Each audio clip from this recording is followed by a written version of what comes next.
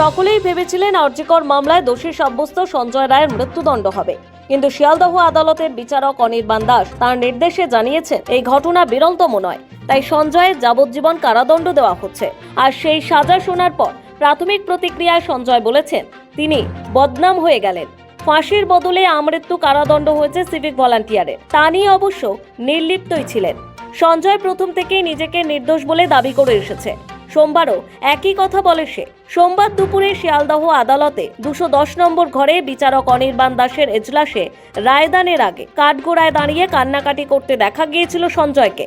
গত কয়েকদিনের মতোই এদিন সাজা ঘোষণার আগেও নিজেকে বারবার নির্দোষ বলে দাবি করতে থাকে সে। দাবি করে সে খুন ধর্ষণ কিছুই করেনি, ফাঁসানো হয়েছে, প্রমাণ লোপাট হয়েছে। কিন্তু কে বা কারা এই কুকীর্তি করেছে বা কারা প্রমাণ লোপাট করেছে তা নিয়ে সঞ্জয়ের মুখে কুলুপাটা। এদিনও কারো নাম উল্লেখ করেনি সে।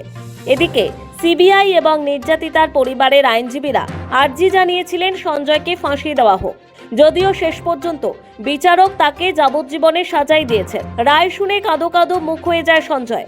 সূত্রের খবর, এজলাস থেকে বেরিয়ে আসার সময় তিনি বলেন, বদনাম হয়ে গেলাম। গত শনিবার মামলার রায়দান করে সঞ্জয় রায়কে দোষী সাব্যস্ত করেছিল আদালত। সোমবার বিকেল 2:45 নাগাদ তা ঘোষণা করেন। সিবিআই প্রথম থেকেই অভিযুক্ত সিভিক ভলান্টিয়ারের ফাঁসির আবেদন করেছিল।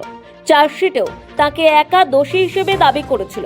সেই প্রেক্ষিতেই শনিবার শিয়ালদহ আদালতের বিচারপতি সঞ্জয় রায়কে ভারতীয় ন্যায় সংহিতার 64, ধর্ষণ 66, ধর্ষণের পর মৃত্যু এবং 103-1 খুন এই ধারায় দোষী সাব্যস্ত করেছিলেন।